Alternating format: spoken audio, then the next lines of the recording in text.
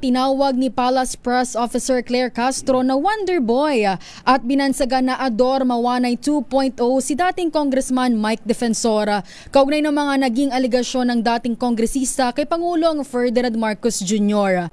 Reaksyon nito ni Castro sa impormasyong ibinahagi ni Defensor na may pumipigil sa batch 2 ng mga dating sundalo na maglabas ng testimonya kaugnay ng isiniwalat na money delivery scheme.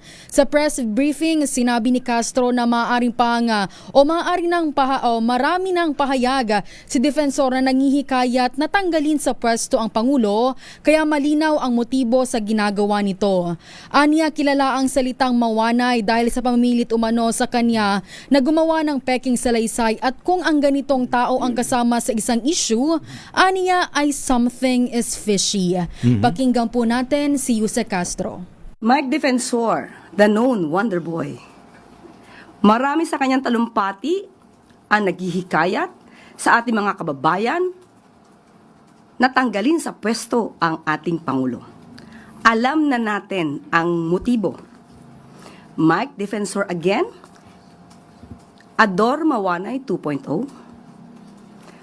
Kilala ang salitang mawanay dahil sa pamimilit di umano sa kanya na gumawa ng peking salaysay.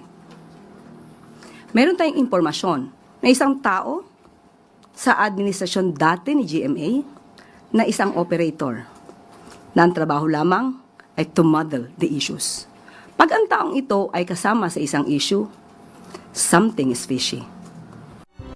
Matatandaang nakilala si Ador Mawanay noong 2001 matapos batuhin ng mabibigat na paratang si Senator Ping Lacson, ngunit kalaunan ay binawi rin. Samantala, nababahala naman ang Malacanang sa mga umano'y kasinungalingan na ibinabato laban sa Pangulo.